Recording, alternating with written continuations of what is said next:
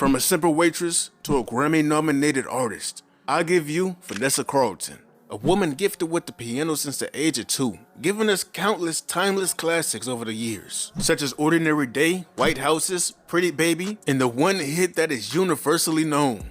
I ain't even gonna play the rest, I know what's up. The song was only meant to be an interlude on her demo tape that she recorded for Interscope Records. But shortly after signing, issues arose with her and the label, and Vanessa was seconds away from being dropped.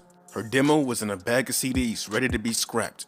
But right before that happened, the bag was handed off to Ron Fair, a producer at Interscope. He was told to check over the bag and make sure that it was set to throw it out. In the midst of checking out the demos, he came across Vanessa Carlton's and discovered a hidden gem.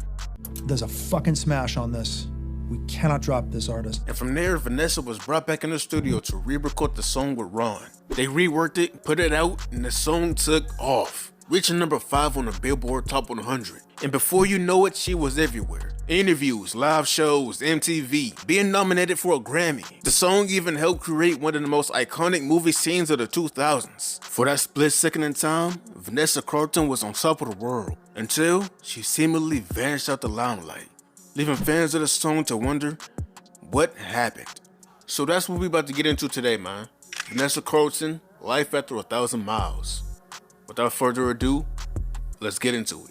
Time for a little music, and we're in a nice little intimate environment now, making her first ever television performance off the upcoming album, Be Not Nobody. This song is called 1,000 Miles. Put your hands together for Vanessa Carlton.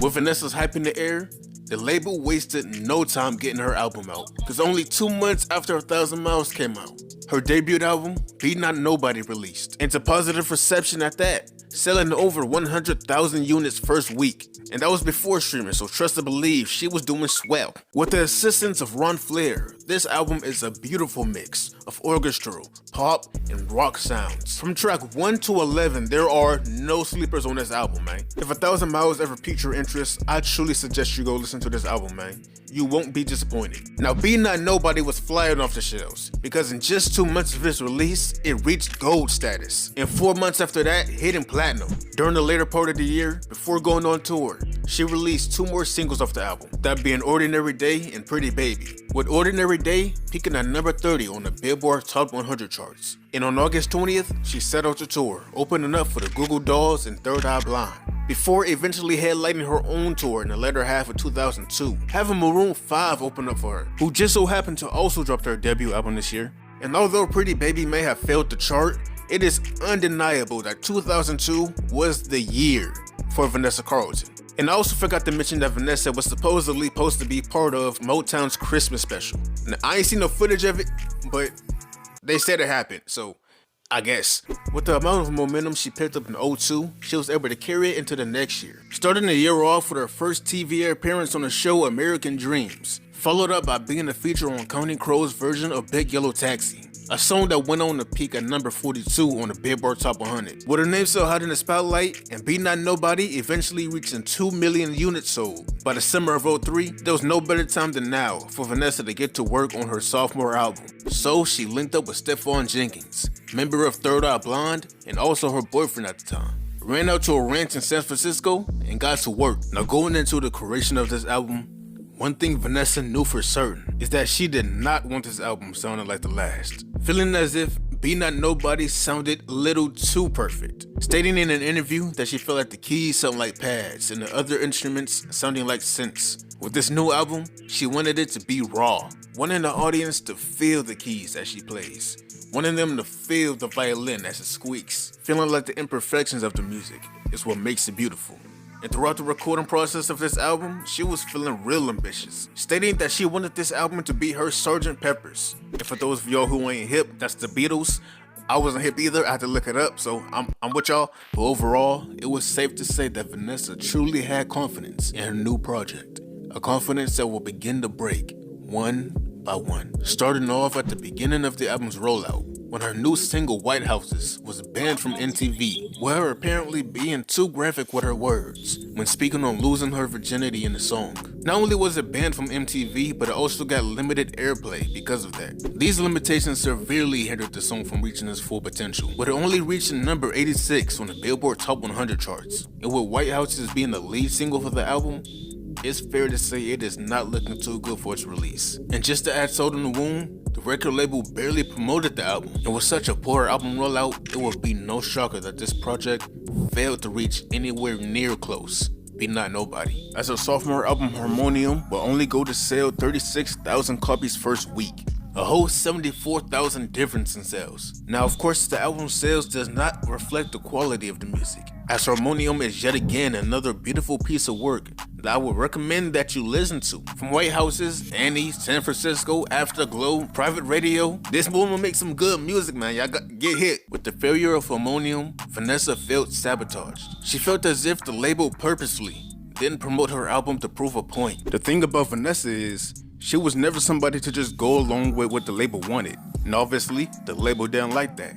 Now this was already somewhat of an issue before. It was part of the reason why Vanessa was moments away from being dropped off the label before they found 1,000 Miles. It was already a known thing. If Vanessa didn't rock with it, Vanessa wasn't doing it. So with Vanessa feeling sabotaged, she decided to leave Interscope in 2005. And to promote the album herself, she decided to go on tour, open up for people here and there. But of course, her self-promotion wouldn't do as much as a record label would.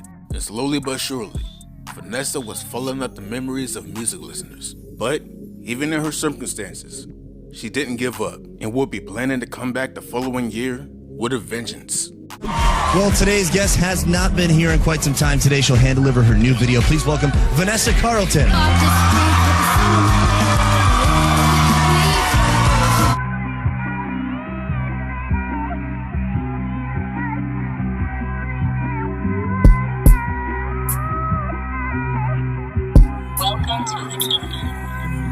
Moving into 2006, Vanessa was now an unsigned artist, looking for a label that would not only support her image, but let her create the music that her heart desires. And a label with these qualities that she ended up gravitating towards would be unexpected to say the least, because she ended up signing with Murder Inc. And I ain't even playing, bro. Vanessa Carlton was on the same label as Ja Rule, and that's crazy. Through a chance meeting, Irv Gotti ran into Vanessa at the UMG office, and the two instantly clicked. Gotti was rocking with her music, and she was messing with the way he did business, stating that the best thing Irv gave her was support, a type of support she's been wanting for a long time. With Vanessa now being an official member of the Inc., she wasted no time getting started on her third studio album, set for a late 2007 release. During the album's creation process, Irv Gotti acted as a co-pilot, letting Vanessa guide her vision for what she wants the album to be.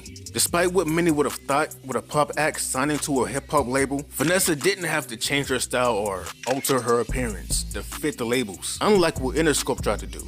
With this album, Vanessa was just able to be Vanessa. In fact, this would probably be the most authentic Vanessa we would get musically thus far. While working on the album, Irv Gotti was also filming a reality TV show for reasons. And throughout the show's run, you can see Vanessa show up every now and then. She would state later that she wasn't really that fond of the cameras, but you know what I'm saying? The album's release date was rapidly approaching. And with the public not hearing nothing about Vanessa for over 3 years, now was as good a time as any to let the world know that Vanessa was back, releasing her single, No Little Fairy Tale, where in the very first scene, she's seen reenacting 1,000 Miles before eventually a taxi comes through and destroys the piano. Obviously, by this time, she got tired of the song, which is common. Most artists don't like the song that they blew up with, especially when that's all people know you for. Yeah, that's annoying. She debuted the single on MTV's TRL, and it did get some airplay, but it did fail to chart.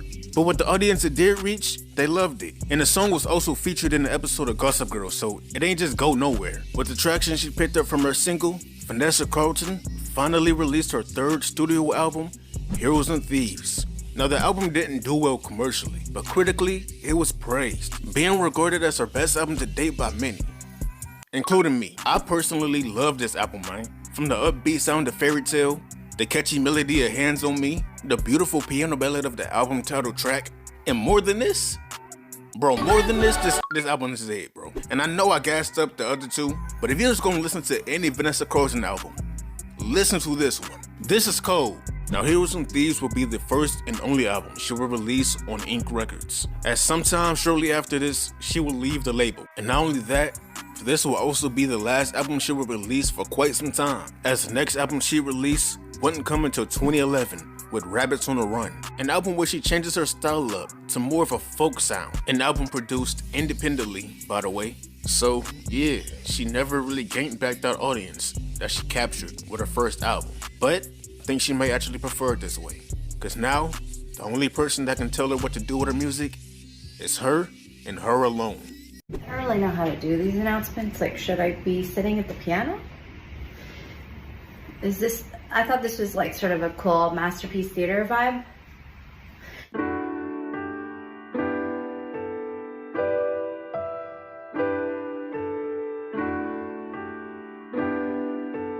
Welcome to the kingdom. After Rabbits on the Run in 2011, Vanessa has only released 2 more albums, that being Liberman in 2015 and Love is an Art in 2020. Not being connected to a label anymore, she doesn't have that pressure to keep releasing an album every single year anymore. She drops them when she feel like it, and I ain't got no problem with it. In between releases, she has since become a mother, giving birth to her daughter back in 2015. She got married in 2013 after saying that she wouldn't be a bride. She got to star in her first ever Broadway musical called Beautiful back in 2019, and has since made a mini documentary talking about the creation of 1,000 Miles. If you want a little more detail into how that came to be, I suggest you go watch that video. And nowadays, she be touring, chilling in her own little bubble. And honestly, what more can you ask for? After getting done dirty by the music industry, she was able to bounce back and continue to create in her own lane, on her own time, and of her own will.